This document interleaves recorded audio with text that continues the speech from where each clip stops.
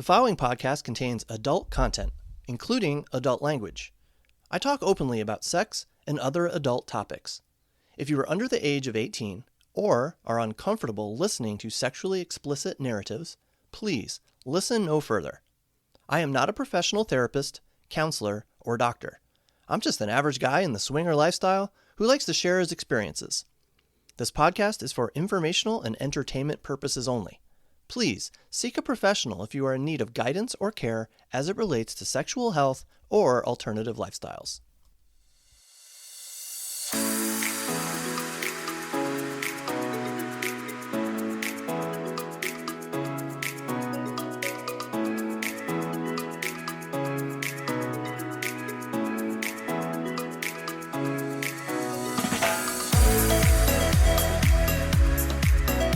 Hi again, and welcome to Evan Swings, a podcast about the swinger lifestyle from the perspective of a guy in the lifestyle.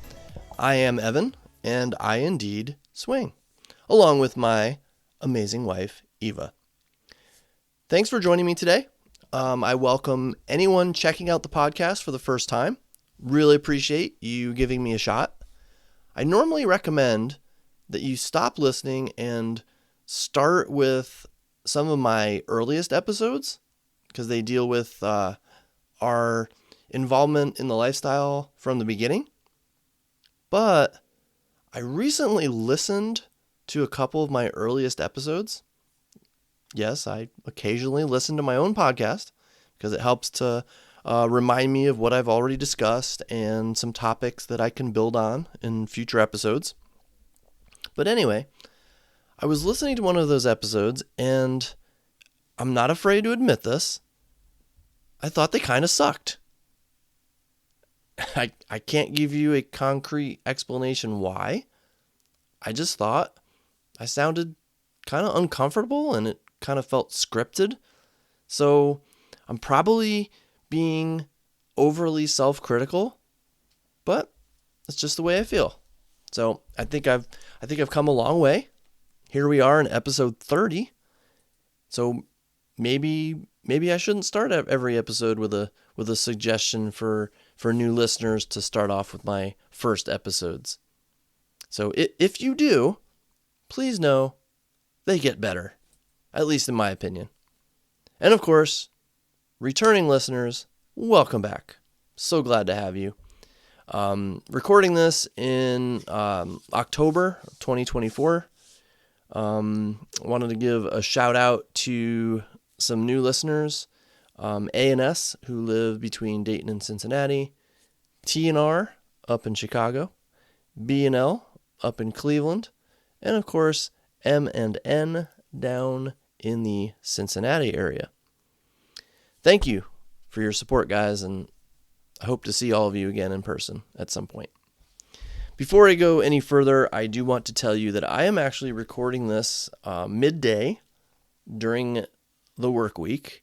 I was actually diagnosed with strep yesterday, and so I had to take the day off of work. I was not allowed to work until I'm on antibiotics for 24 hours.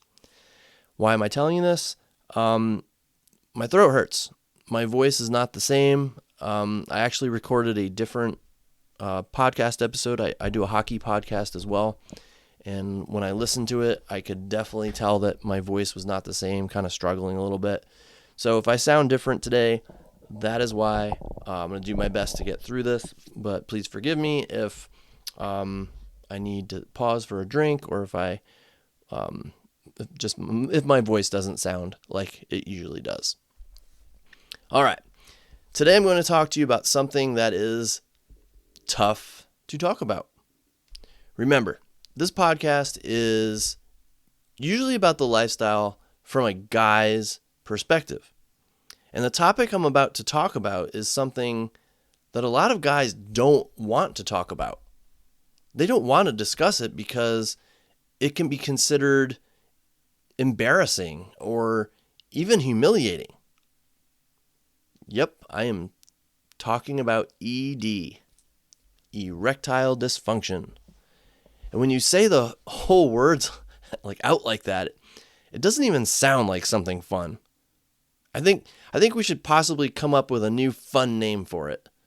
Help to lose some of the negative stigma surrounding it, like floppy friend syndrome, or I don't know, droopy down dick, or southward downs. I don't know, something silly like that. Actually, no matter what you call it, it's going to be uncomfortable for some guys to talk about. But I'm going to talk about it. I'm going to tell you a story first where, unfortunately, ED reared its ugly head for me. Yes, I admit it, I suffer from ED sometimes. It is 100% psychological. My parts work fine.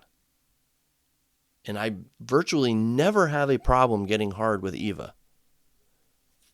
But sometimes in a lifestyle situation with a new partner, I encounter a failure to launch. I've been to 2 urologists, 1 family physician, and a counselor who specializes in this sort of thing, who all say the exact same thing. It is 100% all mental. So let's get into it. I would like to tell you the story of our most recent hotel takeover experience, which was August of 2024. The first night, we had plans to hang out with 2 lifestyle friends of ours that, we play with them fairly regularly, and they had actually never been to a hotel takeover before. So they were going to come on Friday, and we would kind of, show them the ropes, so to speak. We'll introduce them to the hotel takeover setting. But in the days and weeks leading up to the takeover, I was contacted by a couple on the Play Champagne site. And Play Champagne is the company that hosts the hotel takeovers that Eva and I attend. This was our 6th one, I believe, 6th takeover. All Play Champagne ones. So this couple found us on the site and reached out to us. Now, ladies and gentlemen, I have to tell you this. I've explained this before in at least one previous episode. We usually never respond to profiles that do not show face pics. Because when we have, it has literally never worked out. The couples, when they finally do reveal their faces, have never turned out to be attractive to both Eva and myself. And we have had to politely end our conversations with them, explaining that we were no longer interested. And that sucks, by the way, because it is fairly obvious that we're not attracted to them, and I would assume that kind of makes the couple feel bad. So because of that, we decided we would not respond at all. Okay, it says in our profile in black and white, we will not respond to profiles without face pics. Well, this particular couple did not have any face pics, but number one, they seemed super nice, judging from their opening messages. And number two, they obviously read our lengthy profile carefully based on based on our conversations. And also, their profile pic had their faces blurred, but you can tell by their hair and surrounding features that there was a pretty good chance that they were pretty darn sexy. So in this case, I showed Eva, and she agreed that maybe we should respond this time. And boy, am I glad that we did. Because when they returned our next message, they included face pics, and they were, in fact, very attractive. They seemed very much like us in terms of, our interests and, what we wanted out of the lifestyle. So, similar interests, similar views on chemistry and and play rules. So we chatted quite a bit leading up to the hotel takeover. Eva and I hoped that Saturday night, after our other friends had left, and if we seemed to hit it off in person with this Chicago couple, they would be our play date for the evening. No expectations, but just a hope. We met them for dinner on Friday night before our friends arrived, and their kindness was very apparent from the start. They actually asked if another couple that they had met could join us. And they were not interested in that couple at all as play partners, but said they were very nice people. They were going to their first takeover, so they wanted to, kind of make them feel at home. So they asked them to come along. Now, quick side note here. As a coincidence, it turned out to be a couple I complained about in episode 24. There was a couple that reached out to us and said, "We look forward to meeting you." When we really didn't have any desire, we didn't really have any interest in them based on their profile. So I kind of, just ignored their message. I didn't even respond. Kind of feel bad about, but it's just, I didn't know what to say. And I think I explained that in episode 24. I was just thrown for a little bit of a loop. But they walked into the restaurant, and I was like, oh my gosh, I know them. I remember them. And they sat with us. And they ended up being very nice people. Just not a couple that Eva and I would have been interested in. But enjoyed talking to them greatly. They were brand new, had never played with anybody before. So, their first takeover. So it was nice to be able to provide some advice and talk about some of our experiences and kind of help them along a little bit. So it was good. It was good. All right, side note over. Back to the Chicago couple. It was very clear as well that they were very down to earth, educated. They could hold intelligent conversations, and they were just very personable. And I want to give them names to make this easier, so I will call the Chicago couple Walter and Brianna. They are big Chicago Bears fans, so I Googled famous Chicago Bears, and the first two that came up were Walter Payton and Brian Urlacher. So Walter and Brianna are the names I'm going to use.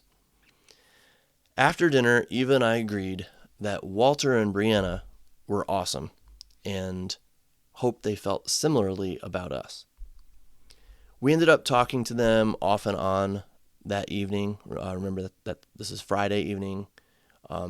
We had friends coming in to join us, and it was quite clear that they were way more outgoing than us, way more confident. If they weren't talking to us, they were off talking to others, networking and meeting new people. So I totally admired their confidence and their outgoing nature. I wish Eva and I could be like that.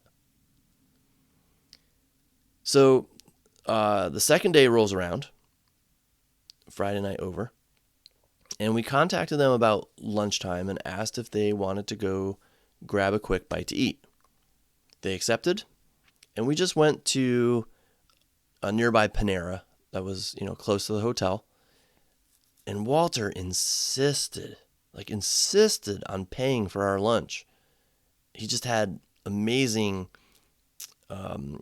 manners, I guess you'd say. He was just really kind and courteous, just a perfect gentleman. And Brianna was just so captivating. I told her that she had incredibly sexy hair, just these long, curly, flowing brown locks, just absolutely beautiful.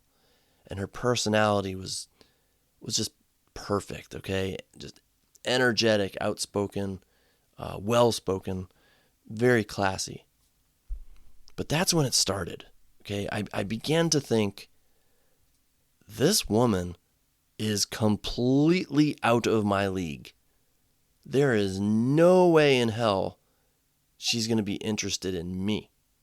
No way she finds me attractive. No way she's going to want to play with me when there are literally over 1,000 other guys to choose from at the hotel takeover. Those thoughts got in my head, kind of planted a seed, and it was really hard for me to get them out of my head. But I had my trusty ED meds that I had been taking since Thursday every day, and I would take another dose around 6 p.m. that evening, so it should be fine, right? Well, you can probably guess where this is going. Well, all right. Furthermore, I've said it many times, I do not take hints. I do not read signals. Well, during our restaurant conversation, she mentioned something about the way she is during sex. And I can't remember exactly what she was referring to, but she added, "You'll find out tonight." Eva turned to me and said, "Was that blunt enough for you?" It was. It was nice to not have to read between the lines as a guy who has a lot of trouble reading between the lines. But I still had this lingering doubt. There was no way someone as stunningly beautiful as her was going to choose me over literally 1,000 other guys. And I'm not exaggerating, people. She could have had any guy she wanted there, literally. And there were over 2,000 people at that hotel takeover. It was massive. It was huge. It was the most people we've ever seen at a hotel takeover. So she could have had, or she did have, like 1,000 other options. So my brain was telling me it was not out of the realm of possibility that she would decide to spend her time with someone else that night. And, you know, that's fine. I mean, that's her right. That's her obligation. There was no, promise made. So it was not out of the realm of possibility. So the party started later that evening, and we were all down by the dance floor. People everywhere. Like I said, by far the most crowded hotel takeover we have ever been to. Walter and Brianna had not arrived yet, so Eva and I were hanging out with a couple of other friends that we knew. When they did arrive, Eva and I wanted to tread the line carefully. They were obviously way more outgoing than us, way more social. They talked to lots and lots of people, unlike us. We didn't want them to think they had to hang out with us. Again, there was no obligation here, all right? And there were lots of fish in the sea, and they traveled a long way to get here, from Chicago to Cincinnati. I tried to make it clear that there were no expectations.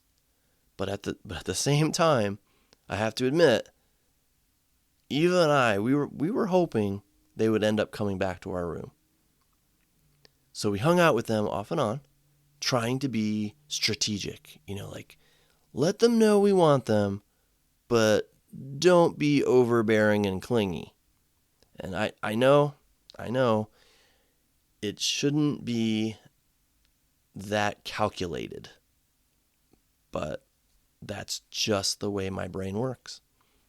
So they did their thing, we did our thing, and at one point we actually met this amazing other couple from Cleveland, the Cleveland area. So we talked to them for a bit. I will call them Kate and Jack. We have, since the hotel takeover, had a play date with them. They're amazing, and I hope to tell you all about that in a future episode. But back to this evening, we were all having a good time, and at one point, later on, we're standing next to Walter and Brianna, and I decided to to kind of say something here. I leaned over to Walter and I said something like, hey, look, we're not the best at this sort of thing, but Eva and I, we would love to have you two come back to our rooms if and when you are interested in moving the party there. So he laughed. He laughed and said something like, just relax. Everything's cool. Don't worry. We already know we're coming back to your room tonight. And just the way he said it, just cool, calm, confident, just very impressed by his demeanor. They continued socializing with others as well, but once they came back to the table where we were standing, we asked them to dance, and we did. Just went out to the dance floor and just enjoyed ourselves. I just love the way that Brianna moved her body on the dance floor. Just such a sexy dancer. So we danced. They went off to talk to more people. Eva and I remained at the dance floor. We danced for a while more. Then we went back to our table. Our new Cleveland friends, Jack and Kate, were there. So we talked to them a bit. Got a little touchy-feely kissy with them. And Brianna and Walter eventually came back as well. And when they came back, that's when things really ramped up. Walter got really touchy-feely with Eva. It was very hot. Okay, he ended up removing her top and her bottoms, leaving her completely naked except for this mesh. I don't even think it was mesh because the holes were bigger than what you would normally think of when you hear the word mesh. A very holy neon green cover-up. That's all she had on, completely naked underneath. It wasn't covering anything up. I mean, it was leaving nothing to imagination. By all intents and purposes, at this point, Eva was naked. Naked by the dance floor. Now, Brianna's skirt bottom was coming up, leaving everything exposed. So she stood in front of me, facing the other direction, kind of grinding on me while I caressed her and kissed her back and shoulders. And it got even hotter. She somehow got a hold of a vibrator. Now, Jack was kissing her while the vibrator was being used and while I was caressing and touching her and kissing her from behind. That was hot. And I guess that ramped things up to the point where, well, for everyone, where I believe it was Brianna who said it was time to go upstairs. And no objections from anyone, obviously. So we started heading back to the room, and my mind is just thoroughly in disbelief. I mean, does this woman really want to have sex with me? Well, it all happened very quickly. Almost immediately after walking into the room, Walter and Brianna's clothes started coming off. They were ready for action. And I think that may have contributed a little bit to my problem. You know, there was no easing into it. It was going down now, right away. So Brianna and I kissed a little. Amazing kisser, by the way. And that is always a good thing. It's just a total mood killer when the person you are kissing sucks at it. But she was amazing. Okay, so now you have to understand the way the rooms are set up at this hotel. All rooms are suites. You walk in the door and you are immediately in this living/sitting area where there's a couch, an ottoman, and a table. And then you have a kitchenette area beyond that. And then you have a separate bedroom beyond that. Well, this was all going down in the sitting area, fast. Everyone was naked on the couch and ottoman. Brianna was facing her husband while I played with her from behind. And that's when I realized nothing was happening yet downstairs for me. And when I start thinking that, usually it's game over. I fixate. It's just the way I'm wired. I immediately start, worrying about disappointing the woman. I don't want to be a disappointment. I want to make it worth the woman's while. And then it spirals out of control, and I start focusing on the fact that I'm not getting hard. But she laid down on the ottoman while her husband fucked her, and Eva and I sucked on her nipples. She asked me to rise up so that while all this was going on, she could suck my dick. I was like, oh crap, this is not going to go well. Luckily, as she started sucking on me, I started to get hard. So that was good. But I think that was the last time I was hard. It was so frustrating. And once it's in my head, it will not get out. Even with my ED meds, things were just not happening down there. So we repositioned from the ottoman, and Walter was now separate with Eva. So Brianna is still lying there. So I used my fingers, which she seemed to enjoy. I made her squirt. So at the end of the story, I will come back to that. Obviously, she got something out of the evening. She enjoyed herself to that extent. But after that, I got a towel, came back because I had to wipe up the couch area a little bit. She was obviously ready for more. She got up on the sofa, and I don't take hints, but I'm pretty darn sure this was a please fuck me position. But I couldn't. Yet. At least I hoped yet. I used my fingers again and hoped that it would trigger something downstairs, but man, was I in my own head right now. Back in the early days of my lifestyle involvement, I had this issue. The first two experiences, actually, which I talked about in episodes 2 and 3. I just could not perform. I felt turned on, like I wanted to have sex, but my friend down below was not cooperating. So here I am, naked with this unbelievably hot woman who wants me to have sex with her, and my nerves go and get the best of me. I thought it might be a comfort thing, so I suggested that we head into the bedroom. In that room, I had the lights off, but I have this LED mood light thing that creates like cool motion patterns on the ceiling and has some lasers. But no matter what I did, it was just not responding. I had Eva start playing with me, figuring that if I could just relax, I'd be able to salvage this playdate. But even the familiarity of Eva's touch was no match for the nerves, anxiety, and pain I was experiencing at the moment. Now, the pain I will talk about in a minute, but I was in a lot of pain that evening, and I will explain. Now, I don't want to lose the sight of the following fact. Everyone still seemed to have fun. Walter ended up fucking Brianna while fingering Eva at the same time, and boy, did Eva squirt too.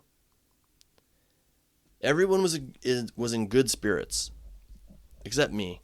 I put on a happy face, but deep down I was very upset. So told Walter and Brianna how nice it was to meet them, how nice it was to hang out and to do this. But our evening was over. They headed out. And it was such a wonderful evening, tainted, in my opinion, by the fact that I couldn't perform like I should have. I have heard it on many other podcasts. I have read it. I have watched videos about it. Failure to launch, as I call it, is more common than we all think. It happens. It is a common occurrence. It can happen to anyone, especially for a guy who is 48 years old like me, well past my prime. You know what? I get that.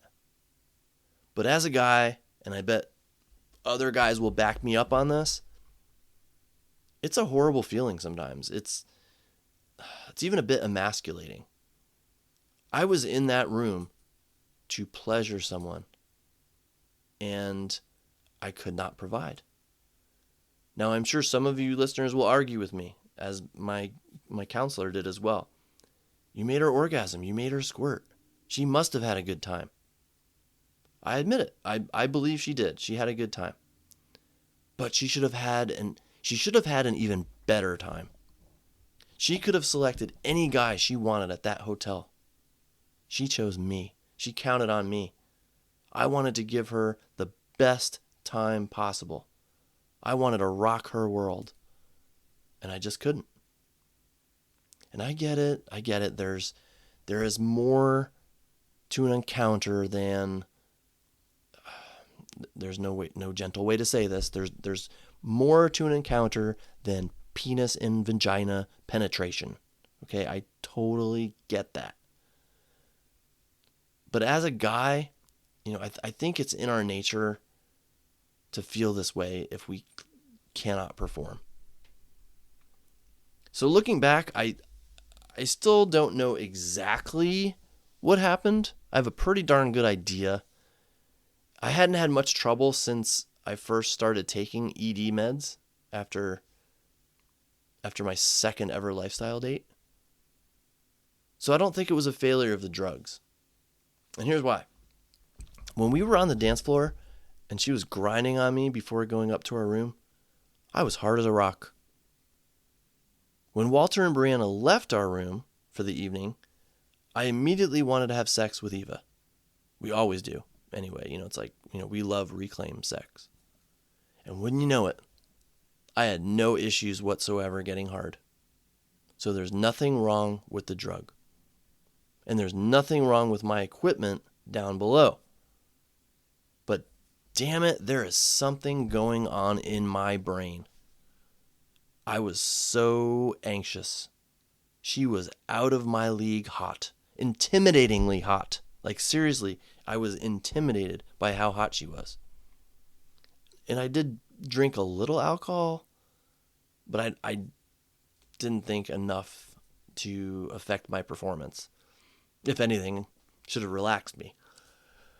But again, I had no trouble on the dance floor and no trouble with Eva after Walter and Brianna left. Like none. So what happened? It was the perfect storm. First of all, as I said, I was nervous because of Brianna's appearance. I thought she had no business wanting to be with a guy like me. I am not exaggerating when I say she could have had any guy she wanted there. No exaggeration whatsoever. I know for a fact that other guys were checking her out and just amazed by her hotness. You'll just have to trust me on that one. Out of my league. And that seed was planted right when I met her. Unbelievably gorgeous. So those doubts were in my head all night. I wanted to make sure she felt choosing me was the right decision. And I think I put way too much pressure on myself. Then it happened so fast in our room. We walked in, clothes started coming off. Usually I have kind of more of a warm-up period to kind of ease into things. We sit, we talk, we start touching. The touching escalates, maybe some kissing. Then the clothes start coming off and we get down to business. So I didn't have that usual buffer, I guess. Plus, what I'm about to tell you is a big one. As I mentioned earlier, I was in pain. Quite a bit of pain, actually. I didn't let anyone know this the entire weekend. Not even Eva knew this. But I was in significant, virtually constant pain. At the time, I had torn meniscus in my knee. I was having surgery 4 days after the hotel takeover. This was kind of like my last hurrah before the surgery. Even with Eva, like I had to, like having sex with Eva, I would always have to think about where I put my leg to minimize the pain and discomfort. Kneeling was horrible. Getting up from a kneel was even more horrible. So I was in a lot of pain. Certain positions just really bothered it. Just walking around and dancing was quite painful. So I knew I was in pain, and I was distracted, worried about the surgery coming up in a few days. That was on my mind. So you mix all that together with what I just explained, and you have a perfect storm of distractions, stress, and anxiety that I was trying to work through that night. Still, as a proud dude, it sucked for me. I wanted nothing more for her to walk out and be like, that wasn't just enjoyable. That was fucking amazing. I know she had fun. She said so, and I believe her, but I just can't help but think how much more fun I could have been. I am hoping we can see Walter and Brianna again someday. I admit it. I want another shot, kind of to redeem myself. But they were just nice, fun, intelligent, down-to-earth, attractive people. Of course we would want to spend more time with them. So that's so we'll have to see. They again, Chicago is about 5 hours from here, I think. So there's some travel involved if we were to ever get together again, but still hoping that we can do that one day. I know that Walter mentioned meeting in Indianapolis one day, so that's a possibility. Indianapolis is just over 2 hours from here. It's kind of sort of the halfway point, I'd say. So we'll see. Still hoping. This is my 30th episode of this podcast, and I'd like to think I've done a decent job with providing honest perspectives on all kinds of lifestyle topics. I always said that I want to do this and be honest with listeners. I want to talk about the topics that maybe some others are uncomfortable talking about. I want to normalize discussions about topics like ED.